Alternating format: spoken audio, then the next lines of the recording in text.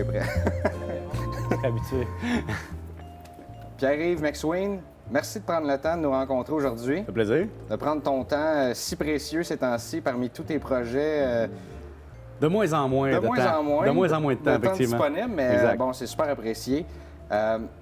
Pierre-Yves, tu portes beaucoup de chapeaux. On va décortiquer ça rapidement au fil de notre discussion. Je veux juste commencer avec un point. Je sais que tu es un travailleur autonome, ou en fait, tu te décris comme étant un travailleur autonome. À 100 en fait. À 100 Bon, c'est le pourcentage requis habituellement. Beaucoup de gens, avant de se lancer en entreprise, vont suivre, par exemple, les paroles des gourous, disons-le, comme Simon Sinek, Gary Vaynerchuk, tout ça, qui parlent de « start with why ». Commencer avec le pourquoi de te lancer en entreprise, que ça te prend un... Mais moi, je vais y aller avec cette question-là, on va la comprendre. Est-ce qu'on en a vraiment besoin? Un why, en as-tu vraiment besoin en entrepreneuriat? Bien, il y a deux choses. Premièrement, moi, je suis un genre d'entrepreneur du type vraiment défensif. Je ne suis pas un vrai entrepreneur. Je me décrirais plus comme un travailleur autonome parce que un entrepreneur met ses couilles sur la table, met son argent sur la table. Donc, dans le why, il a besoin d'avoir, oui, une passion, quelque chose qui le drive en disant j'ai besoin que ça me motive parce que je vais mettre toutes mes énergies, mon risque financier, mes affaires là-dedans. Moi, je suis beaucoup plus un gars avec un très, très gros parachute, un très, très gros filet de sécurité, dans le sens que j'ai une job de prof que j'ai laissé de côté pendant 2 ans, disons.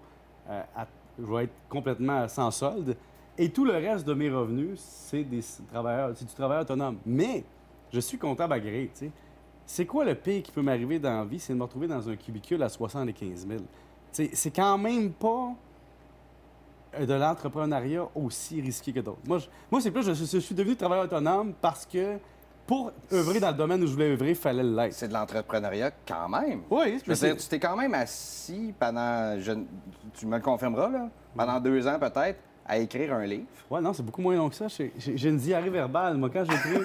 moi j'écris... C'est ma force. Il faut connaître ses forces. Hein? Dans le why, t'as le pourquoi, mais t'as aussi le how, tu sais, le comment. Puis moi, bien, je suis une personne qui avait un talent pour écrire. Donc, j'ai une facilité d'écrire rapidement.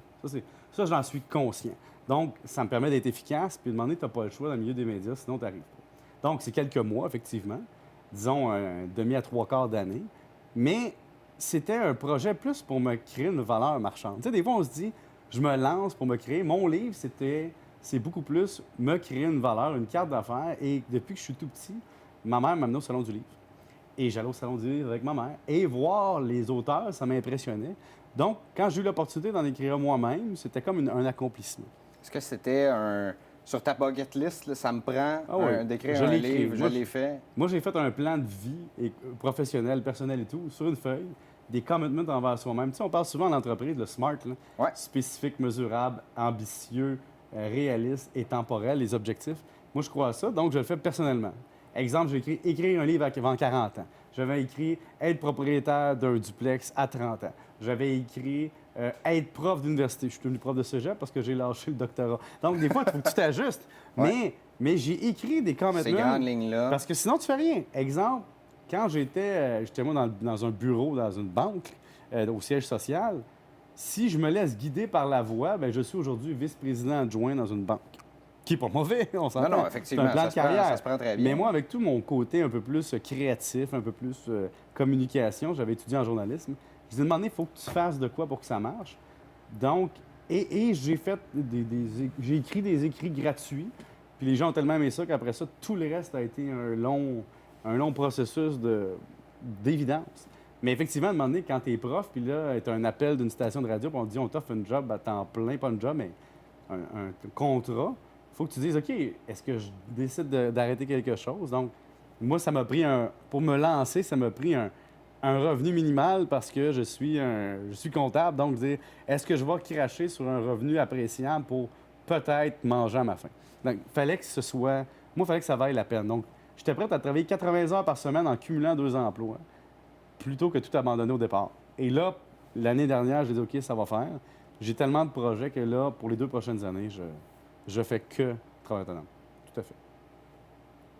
Ce que moi, je vois comme étant de l'entrepreneuriat quand même calculé, je veux dire, tu l'as fait de façon intelligente. Ouais. Est-ce que tu trouves qu'il y a quand même cette romance-là de se dire, je vais y aller, allons-y avec des statements chocs, là, ce trend-là de se dire, regarde, moi, c'est cool ce que je fais parce que je me lance justement dans ce, en bon français, le leap of faith, là, de dire, je lâche tout puis je lance ma business. Puis si ça marche pas, ben ça fonctionnera pas.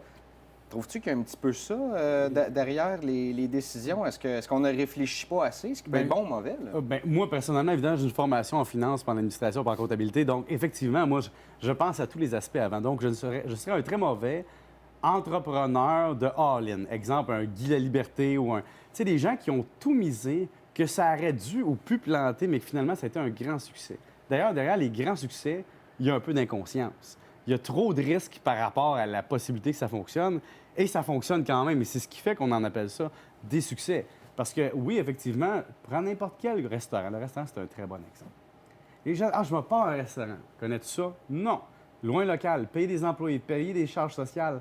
Avant que tu te payes un salaire décent, tu vas en avoir payé des gens. Surtout dans un restaurant. Surtout dans un restaurant. Et la clientèle va peut-être là, peut-être pas être là, donc peut-être pas au rendez-vous. Donc, moi, ce qui me fascine, c'est de dire, quand tu mets ton argent sur la table, moi, il faut que j'y croie. Il faut que je croie qu'il y a un marché potentiel. J'ai souvent eu le goût de faire des choses.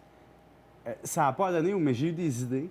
Mais moi, je suis un travailleur autonome dont la valeur marchande de ce qu'il vend, c'est lui. Moi, je vends ce que je produis. Je vends l'image. Je vends ce que j'écris. Je vends les conseils, mais je ne vends rien de matériel, sauf le livre. Mais tu vois, le livre, c'est pas moi qui ai pris le risque financier, c'est l'éditeur. Moi, je prends le risque de n'avoir aucun argent avec ça. Ouais. Mais je n'ai pas pris de risque financier. D'avoir perdu ton temps. Exact. Quand je fais des chroniques radio, je prends le risque que ça s'arrête du jour au lendemain, mais ça me coûte rien sauf un ordinateur puis des crayons. Quand je fais des écrits, le livre, c'est des fins de semaine, des soirs pendant des mois. Mais c'est un accomplissement. Au bout du compte, moi, j'étais capable de dire, je vais leverager sur le livre. C'est-à-dire, je vais m'en servir après ça comme carte de visite, comme carte d'affaires. Puis effectivement, ça pourrait me servir beaucoup plus que maintenant parce que j'ai pas le temps. Mais ça m'a créé une valeur différente de plein de gens parce que j'ai pris le temps de créer quelque chose. Mais tu as vu, j'ai leveragé, je me suis servi du ratio financier de quelqu'un d'autre pour créer un produit. L'éditeur prend le risque, le détaillant qui est la librairie prend le risque d'affaires de payer local. Et moi, oui, je reçois de 10 à 14 des ventes. Mais s'il n'y a pas de vente, je ne fais pas d'argent, mais s'il n'y a pas de vente, je ne perds aucun argent. Donc, moi, c'est une gestion d'équité, je suis comptable. Donc, c'est un angle comptable de l'entrepreneuriat, du travail autonome, qui est très différent d'un angle de quelqu'un qui vend un produit. Est-ce que tu penses qu'il y a assez d'éducation disponible au Québec, justement en finance ou en fiscalité ou peu importe, pour se lancer en entrepreneuriat? Ou être un travailleur autonome, est-ce qu'on manque d'éducation? Bien, si on y va pas par soi-même, c'est sûr. Parce que si tu n'as pas étudié en administration, tu n'as aucune formation, il n'y a rien. Il n'y a même pas dans le cursus scolaire. Ça s'en vient un peu, mais il n'y a rien. Et c'est tellement complexe qu'il faut que, même si tu fais affaire avec un comptable, avec un fiscaliste, avec un avocat, ça coûte tellement cher les mesures légales puis les mesures comptables que tu vas-tu te lancer en entreprise puis brûler 3 000 en frais financiers annuels liés à des experts quand tu connais pas ça? Il faut que ça t'intéresse un peu. Je dis aux gens, mêlez-vous donc vos affaires pour vrai. Intéressez-vous, allez lire des blogs, lisez des livres. Informez-vous autant de votre produit, de comment gérer le produit. Donc, oui, au niveau entrepreneurial, moi, je crois pas que tu peux être 100 artiste dans ta vision puis pas t'intéresser à comment on paye nos billes, on est en train de perdre de l'argent, sur quoi on fait des marges. Tu sais, ici, on est dans un bar. Il faut que tu sois capable de vendre à des compagnies de spiritueux. Je vais te vendre tel millier de litres par année. Je vais te vendre telle quantité. Je vais être capable de pousser ton produit. Je vais te mettre dans mon menu. Donc, on va aller beaucoup plus loin de dire, ben j'achète de la bière puis j'en vends. C'est qu'on va créer...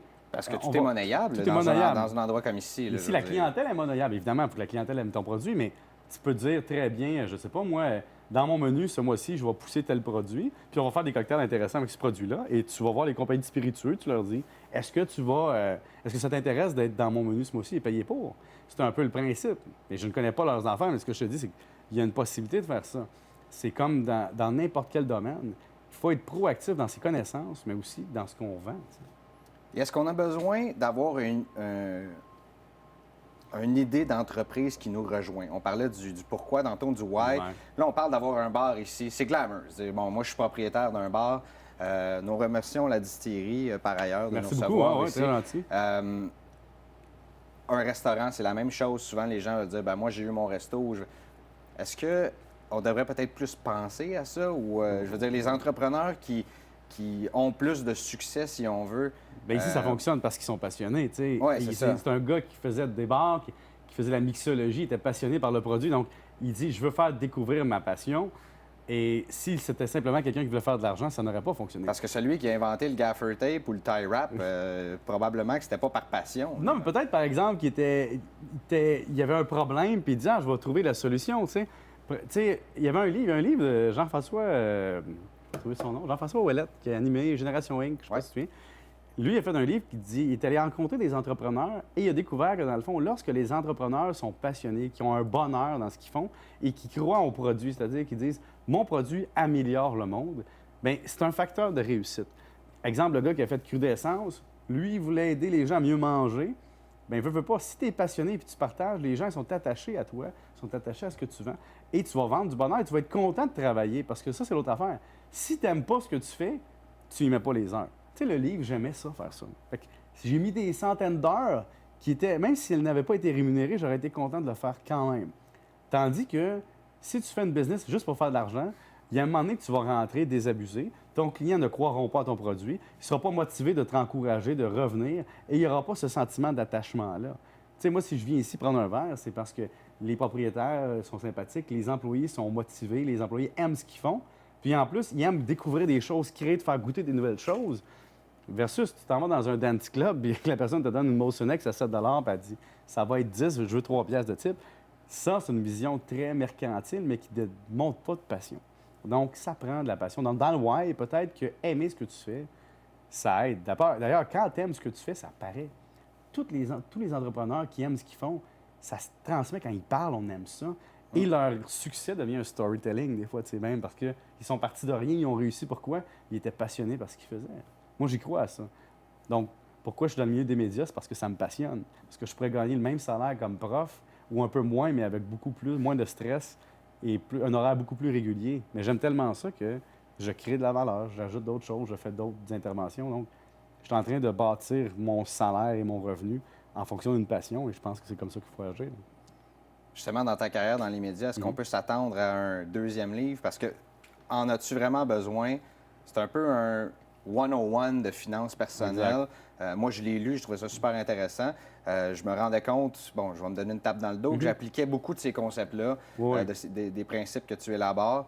Est-ce qu'on peut s'attendre à un 102, 103? Moi, sur ce concept-là, moi, j'aime bien couvrir au total. Tu sais, je ne planifie pas faire une affaire en 6 volumes parce que dans le monde de l'édition, ça, c'est une chose, ça descend. C'est-à-dire que tu fais un grand succès avec quelque chose et quand tu fais un spin-off ou une suite, qu'est-ce qui arrive? C'est que c'est toujours les ventes décroît. Donc, tu connais bien ton marché. Moi, je connais mon marché. Le livre, il faut que je fasse un autre projet. Peut-être qu'il y aura une suite sous un autre angle, mais je vais écrire sûrement d'autres choses dans ma vie, mais pas ce sujet-là. Parce que c'est un livre qui, dans le temps, va durer également. J'aimerais ça, mais je pourrais le mettre à jour avec les années. Mais je me suis arrangé quand je l'ai fait, justement, pour ne pas mettre trop de détails qui sont trop du genre, voici un conseil avec le taux de fiscalité d'aujourd'hui, ça va changer. Donc, je suis allé beaucoup plus sur le principe que sur le détail. Parce que sinon, ça devient un livre d'école qu'il faut changer à tous les 6 mois. Et ça, c'est pas une bonne idée. Mais non, mais c'est pas une bonne idée parce que tu ne fais pas juste ça dans ta vie, mettre à jour un livre. Tu sais. Effectivement. Mais ce que j'aime dans ce livre-là, c'est que j'ai fait le tour de la question. Je n'ai pas besoin d'en faire un deuxième. Si j'en fais un deuxième, c'est un nouvel angle. Mais les gens ne peuvent pas s'attendre à que je fasse 42 autres chapitres sur les finances personnelles. Quand je l'ai fait, je voulais le couvrir au complet pour pas que quelqu'un me dise « Oh, mais t'as oublié de parler de ça, parler de ça, parler de ça. » Donc, je voulais que ça couvre généralement la totalité de ce qu'il faut savoir. Donc, je me suis attardé à ça. Oui, il va y avoir d'autres projets plus spécifiques, mais pas en as-tu vraiment besoin 2, 3, 4, comme qu'est-ce qu'on mange, 1, 2, 3, 4, 5, 6. Là. En as-tu un peu besoin maintenant? Non, ça pourrait être, mais ça pourrait être en avais-tu vraiment besoin? Ah! Il y a plein de facteurs. Ça pourrait être aussi un livre sur l'incorporation. Donc, je donne pas toutes mes scoops, mais il y a plein d'idées que j'ai. Mais je suis pas obligé d'être sur les affaires non plus, mais mon branding est à faire, donc effectivement, on va rester dans les finances. Parfait. Avant de passer, je veux qu'on fasse... je peux pas passer à côté de faire une petite entrevue. En as-tu vraiment besoin? Je t'écoute. Mais on va le faire dans une question. Vas-y. Les mesures fiscales qui sont présentement pour encourager l'entrepreneuriat au Québec. Est-ce qu'on dirait que l'entrepreneuriat, c'est quelque chose de nouveau maintenant? C'est correct d'en parler au Québec? C'est correct de parler d'argent maintenant? Qu'est-ce que tu en penses? Est-ce qu'elles sont suffisantes pour encourager l'entrepreneuriat? En fait, ce qu'on a besoin... Fiscalement, je pense que oui, parce que si vous incorporez et vous faites des surplus, vous pouvez les laisser dans votre incorporation. Donc, il y a une stratégie fiscale qu'on peut avoir. Évidemment, là, il y a peut-être la déduction pour petites entreprises qu'on vient réduire au Québec si vous n'avez pas 5500 heures d'employés. Le problème, c'est on voulait lutter contre les médecins qui s'incorporaient juste pour différer l'impôt, mais on oublie peut-être tous les vraiment petits entrepreneurs qui ont vraiment juste un employé et demi, et qu'eux auraient bénéficié de cette déduction-là s'ils font des surplus. Ça, c'est peut-être quelque chose qu'on a peut-être mal pensé. L'autre point intéressant, c'est plus le capital, en fait. Puis il y a beaucoup de gens à qui je parlais que c'est ça. C'est quand tu es entrepreneur, la seule chose qui t'arrête vraiment souvent, c'est l'argent. Tu as souvent une très bonne idée, tu as une expertise, tout va bien. Mais là, tu as besoin de 100 000 parce que, tu sais, juste mettre à jour un local comme ici, tu achètes un vieux local commercial, tu fais des améliorations locatives, tu t'en sors pas en bas de 150 000. Non, absolument pas. Vraiment pas. Puis c'est vraiment une petite amélioration locative. Donc, surtout avec les lois au niveau de la construction. Donc, qu'est-ce que tu fais? Tu as besoin de cash. Qui peut t'en donner? Ah, là, tu as le venture cap avec des taux de possession qui, si ça marche, on va aller te chercher. Tu as la banque qui te demande de mettre tes enfants, l'avenir de ta famille dessus, avec toute l'hypothèque de ta maison et tout ce que tu as. Mais y a-tu.